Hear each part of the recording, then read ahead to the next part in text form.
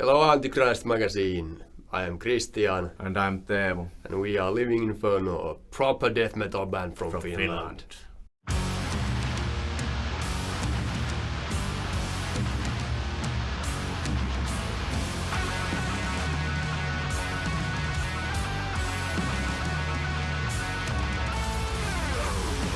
I hope all the best for them during these situations. And I know you're a tough country as well as we. We've been in that same situation before. And fight well and make things happen. And let's hope that someday this is over.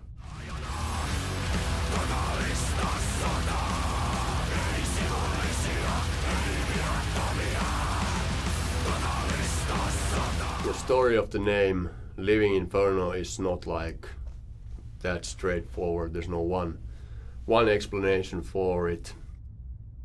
It's just it kind of encapsulates a lot of the lyrical themes of our songs, and yeah, it's really about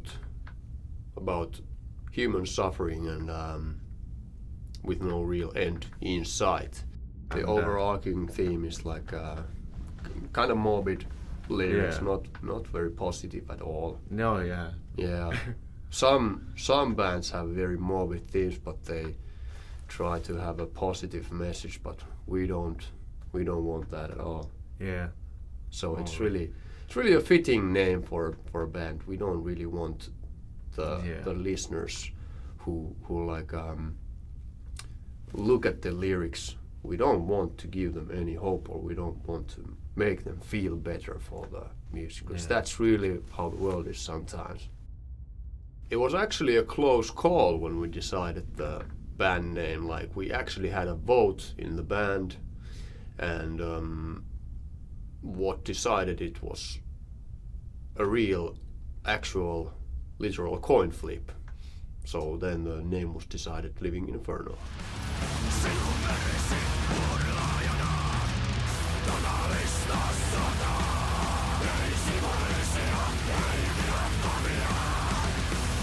As far as I understand, Death over Austrobosnia began before Living Inferno's involvement.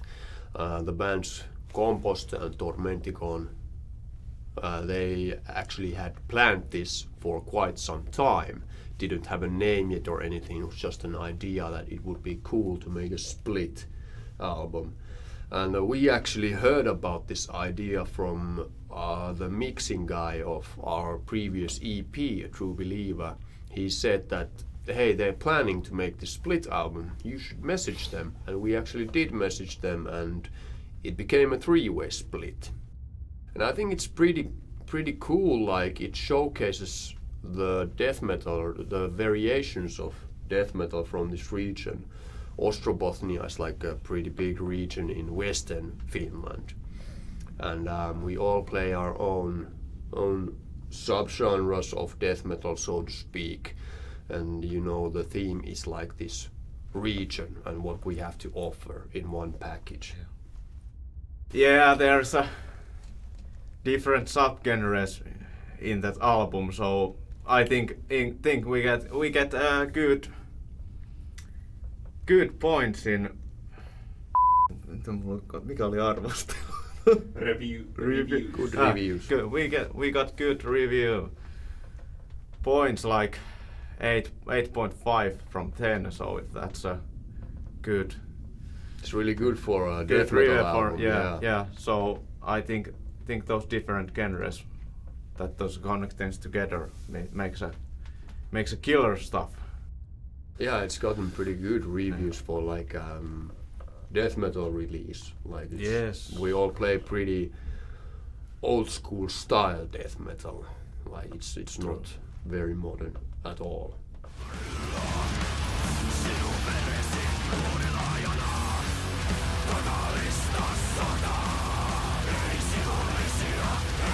Okay, of the 3 songs on the album, 2 of the lyrics are written by me.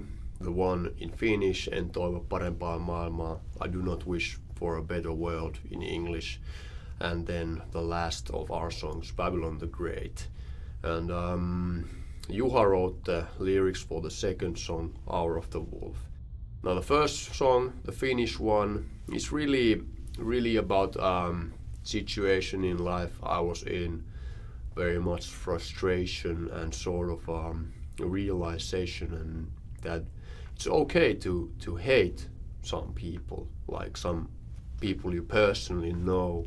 Like up until that point I get along really well with people, but for the first time in my life I've sort of met people for whom I do not wish for better future. Like, it sounds really brutal and cruel, but that's actually what I feel. That's what the world is, and hate is like sometimes hate is it's good really thing. strong, Yes, good thing, like you know, because there are people who do not wish for the same for you, so why should you wish for that? Yeah. Of course you have to watch for it, like it can't get out of hand, but I believe there's a lot of good and like there's a lot of catharsis to be found in hate and admitting to yourself that, you know what, I hate this person. About the Hour of the Wolf, Juha wrote the lyrics for that one. I can't really go into as much detail and depth about it. It's from his terrible mind. But it's pretty much about, you know, every person has good and evil sides, and you know, sometimes the beast inside wants to rear its ugly head, and you kind of have to sometimes fight against it. And with the last one, the Babylon the Great, it's really about like an old philosophical idea, the problem of evil. Like, where does it come from? Like, this old dead guy, like some philosopher came up with it, and it still hasn't really been solved with. And Christian wrote really good lyrics about his own life situations and like that, but he make a verse about things like for different, like Satanism and like themes in the song, that connects from the different roads together. Yeah, it's more so like it makes like a story or a poem, like. And for me, like, when writing lyrics, it's more important. Like, it's interesting you said poem. Like, it's more important how the lyrics flow and what kind of images they conjure in your mind. So it's really hard to say what any particular song is about, because it's really about themes and things that come into your mind when you listen to it. I have to say that I myself can't really say what this song is about and what this song is about, and I think that's how I want it to be, anyways.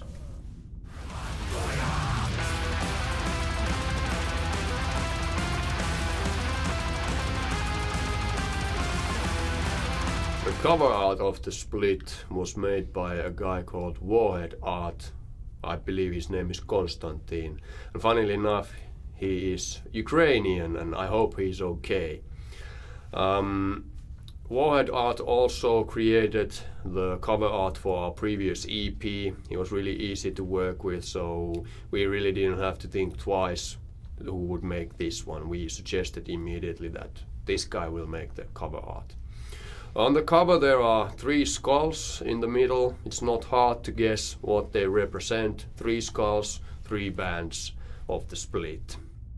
I believe that the album art was put together by the drummer of Compost, Lasse. Talented guy. In the album cover there is a misanthropic background, and there is a satiric, demonic creation. I believe he's in goblin mode. In goblin mode. Yes. And there is 2 dragons who is I think maybe like bodyguard of that satiric creation, and it's in the top of everything.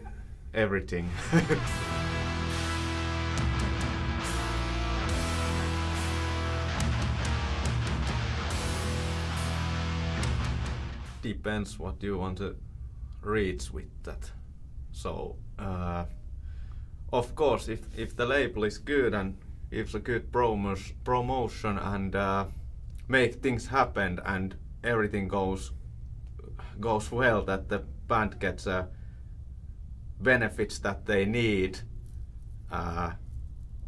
they don't. Yeah, I don't think that these days bands make much money with like record sales or like yes. radio play or something like, or streaming. Music so is that's worst business or yes, expensive hobby. Yes, very.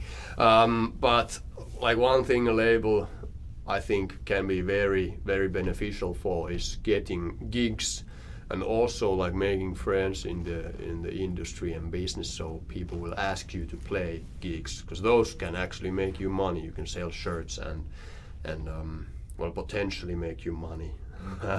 And also potentially get you some ladies, but we'll see about that.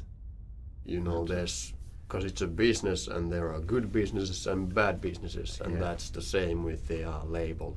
But like I think that, you know, you don't necessarily need it, but I believe that most bands don't really have that marketing strategies and like stuff like that, which the label helps with. Nowadays, obviously. Nowadays there is a lot of Yeah, people don't Mikä really. oli omakusta? Independent. Independent. There is a lot of independent bands now because it's easy to make music like that. But if there would be not labels, if there is not if anyone doesn't want them or need them, if of you course didn't everyone need them, they wouldn't exist also anyway, as we yeah. want the big deal. Like it, I think it pretty much helps a lot.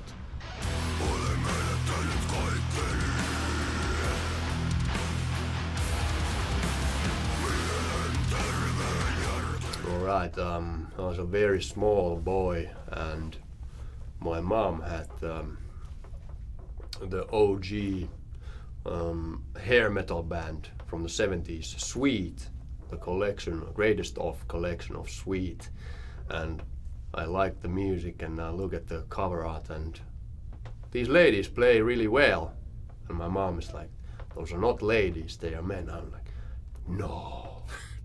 I always liked rock and metal, and I remember listening to the Finnish band Nightwish as a little boy, and it sort of gradually went to harder and harder, and I was listening to death metal at 10 or 12 years old or something like that. I think that's how it usually goes. And of course, when you love the music so much, you also want to play something, and I started playing the cheapest instrument, the string instrument available. It was a ukulele, and I played Slayer and Metallica and stuff, and I think that I actually tremolo picked so hard that one of the strings is like, it's almost broken, yes. And then I got a guitar and that was much better for Slayer and Metallica and Pantera. Yeah, I have such a similar story, but when I was a small boy, some guys played death metal for me, like Cannibal Corpse and different things. I was, and the most important thing that, you cannot find what they say, you know, and there is that rock, there was that screaming vocals, and you cannot find what they say. That was cool. But I think I heard teräsbetoni first, and that was what got me into bit heavier stuff. But then I found black and death metal when I was a really small boy. I played drums.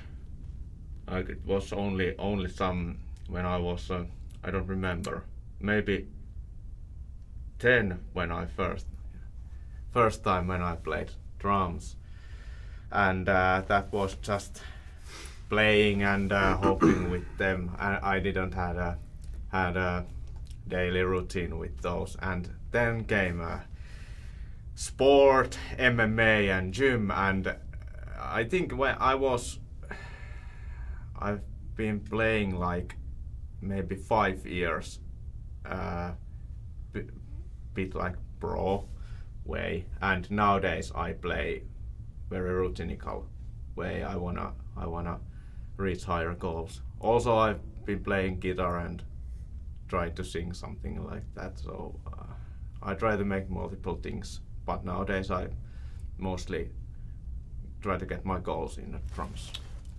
Cannibal Corpse is really funny. Like I remember, we were young lads, me and Teemu, so we discovered probably music on YouTube. Yeah. Also, And, Dimmu Borgir, Saturikon yeah. was also And first band. I remember like, what's this death metal and Cannibal Corpse? Yeah. And then I listened to Cannibal Corpse, Make Them Suffer song, and I'm Yeah. like, that's just silly. The vocals, like what? I don't Yeah. understand. What's that? Of course, Hammersmith Face Yeah, was also the yeah. one. Like Fuck what's with the what's knife. that? Yeah. But then and I remember like Behemoth, one of my favorite bands. Yeah, that was one. And I one look at band the also. videos for Slave Shall Serve and The Left Hand of God, and they wearing makeup. I'm like, that's just like what? That's really bad. And then I'm like, that's just, I don't like that at all. But then well, maybe I'll just listen to it one more time again, and then maybe I'll just listen to it one more time again. And it didn't take long. I realized that it's really cool. Yeah, Behemoth was it was a big foundry. You can do things also cool, and you Yeah. can be aggressive as Yeah, and like you can actually like have like a stage presence, like you can actually wear corpse paint and not be lame.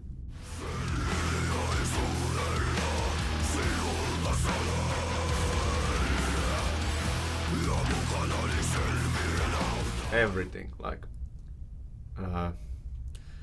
if you, especially when there is those 10 best list ones top hits, I wanna change that thing that there.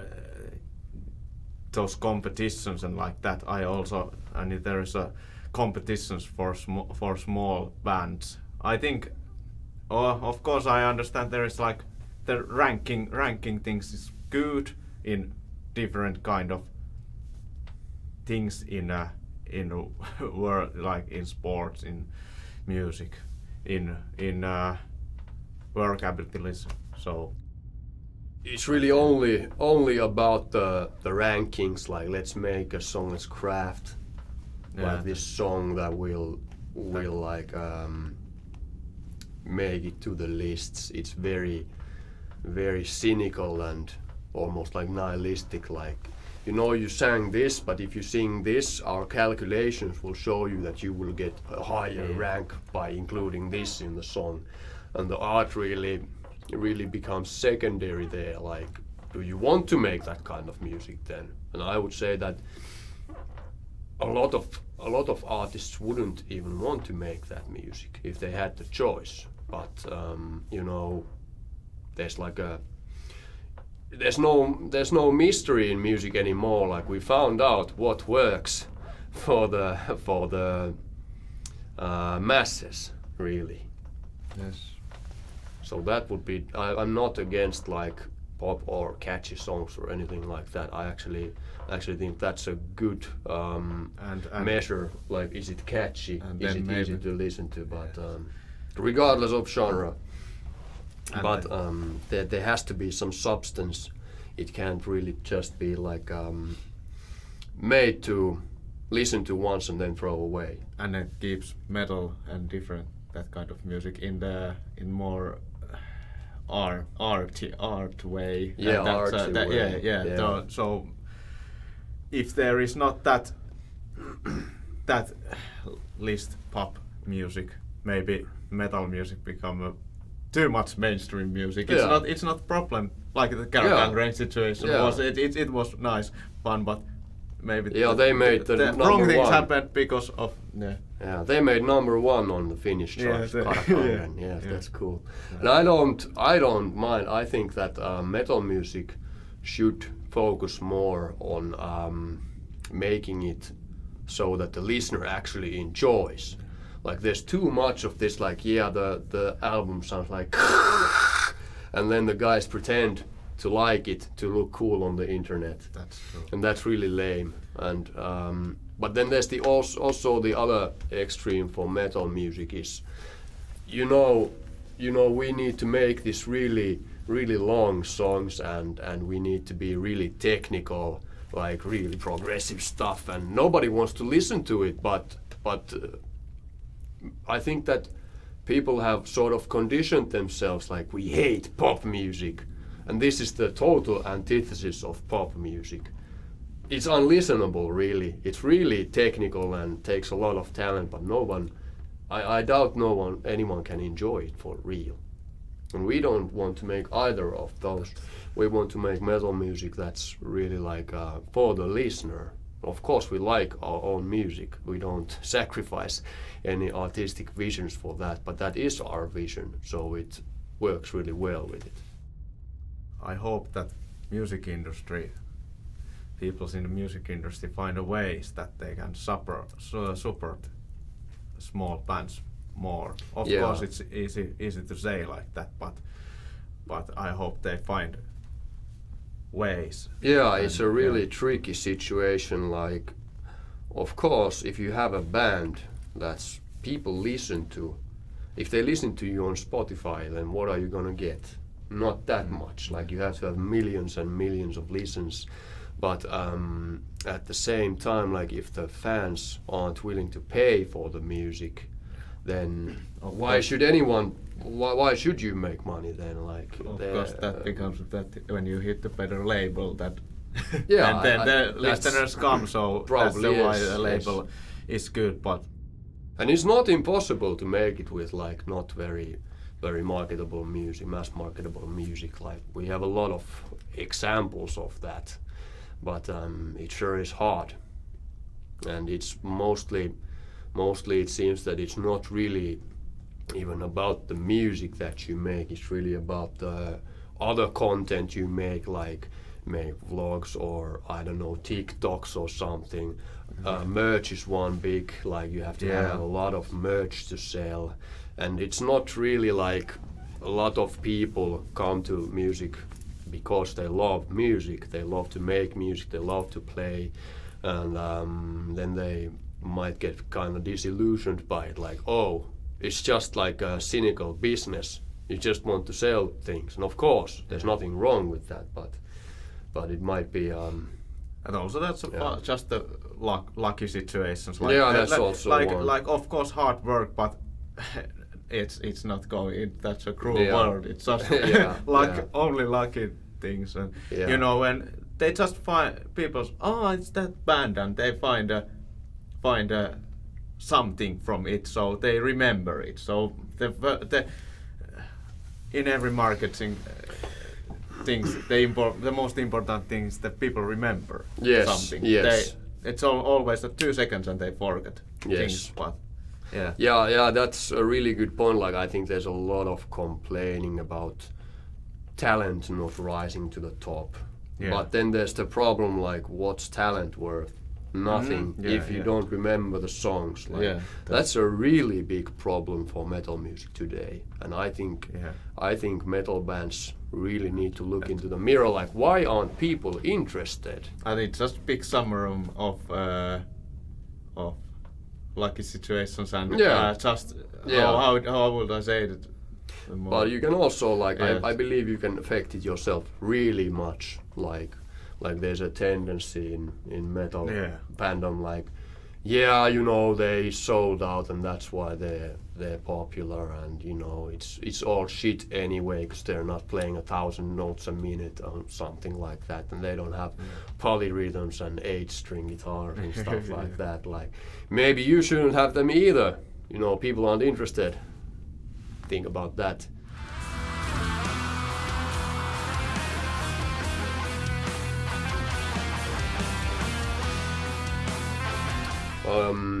I would say that every gig we have is one epic fail. Yeah. We're not very proficient. Well, I think Teemu is, but No. I certainly am not very proficient player. But I think I try to make up for it with something else, like showing my boobs, for example. Teemu actually is a quite good-looking man, at least in the body. Thank So you. he's, That was a big word. Yes, he's.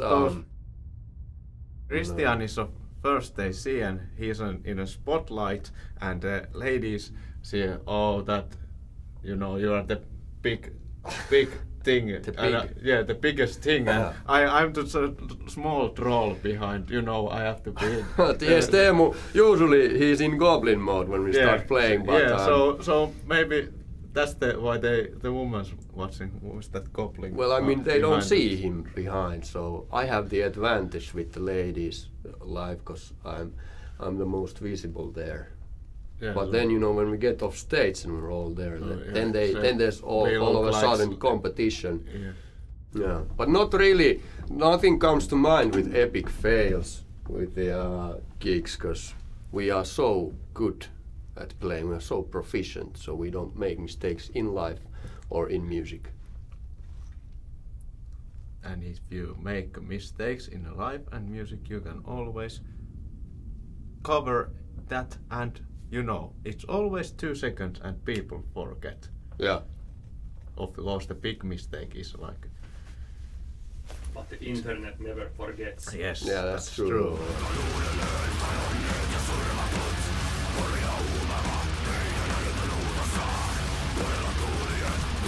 Many bands I like, they had released new albums like Behemoth, Belfegor, Nordjärvel, Septic Flesh, like that, and also Bloodbath.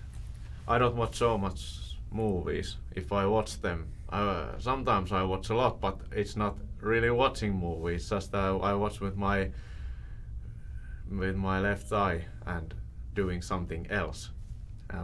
It's just something that keep me activated. So I don't focus too much in some things. I have something more. It's just background noise for a lonely man. Yes, Yes. I like that. I really like the new Machine Head album. It's interestingly been very polarizing. Like, people say it's really one of the worst, and then some people say it's one of the best. But then, you know, I'm a poser and I like Machine Head, so whatever.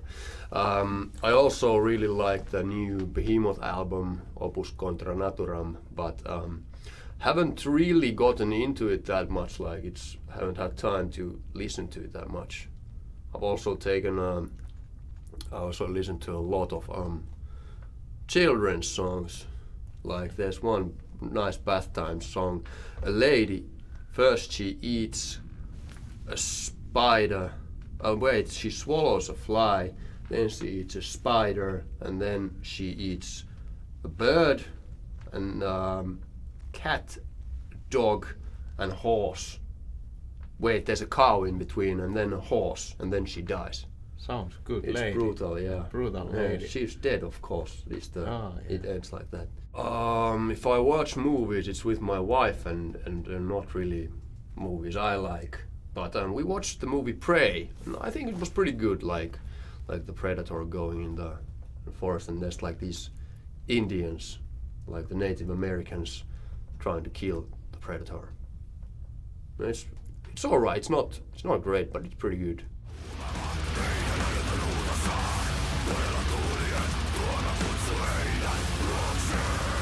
Well, as we all know, Finland has the most metal bands per capita in the world, but there's not that many Finns. So, yeah. We have a lot of metalheads, even in this region of ours, a lot of fans, but there seems to be quite a shortage of places to play gigs in this region, and I'd say that pretty much applies to whole of Finland. Of course, because there's not that many people in Finland, we don't need that many places to play gigs in. but it makes it kind of hard to find gigs sometimes.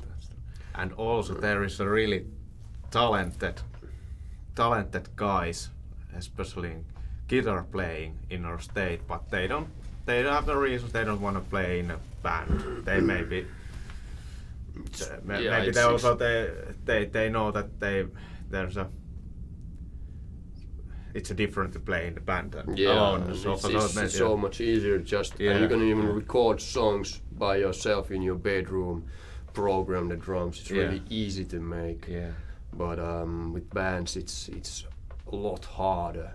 Like there's some and that takes the time also and money and also like you have to be able to communicate like how to make the how to get the results you have in your vision, because there's many people in the band. But there's a lot of smaller bands in our region, and we already talked about Compost and Tormenticon. They're not from they're from pretty far away. Like if any Europeans watching, like Central Europeans, you might consider them to be from another country entirely. Like it's not close by, but Finland's a big country, sparsely populated, so we count them as because they're from the Austrobosnia region anyways. There's Oranssi Pasusu is like a really big name all across the world, I think, like this psychedelic black metal band. They're from Seinäjoki originally, I think, from our city. And also Nicole, it's like a bigger name in Finland. But I think it's doing pretty good, like there's a lot of fans, and that's like the most important thing. In 10 years it could be totally different situation with gigs or places to play. Like could be that, hey, we really like live music, let's make it happen.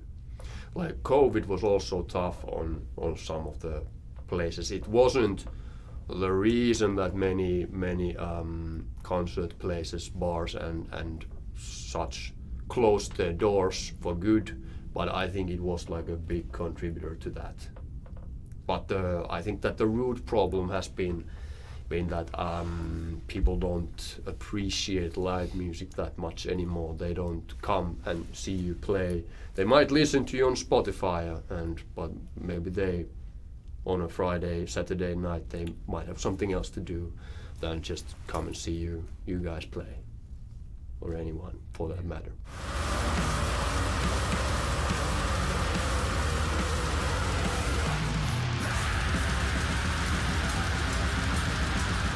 Right now we are at the pre-production phase of our debut album. We have about 10 to 12 songs which are already made. We need to make demos and pick the songs for the album. So stay tuned for that. It is coming in the future, and in the meantime we are playing concert wherever they will have us, and we already have had very good gigs this year after COVID. I think it's really important that bands get to stretch their legs, so to speak, get to play to live audiences. And we've been talking maybe make some excursions or crusades to, for example, Estonia or Sweden. Swedish bands call us. Vi talar svenska mycket bra. Maybe in Middle Europe, Sweden, Norway, Norway, Latvian lead. So. Vi kom i Sverige och vi talar svenska. Vi spelar heavy metal och provar att få kvinnor. Men not gonna happen very likely. Huge thank you to Antichrist Magazine for this interview, and we would also like to thank the subscribers. And go listen to our music on Spotify, YouTube, Bandcamp, whatever you have. Buy our album. We also have shirts available. Thank you very much. Thank you.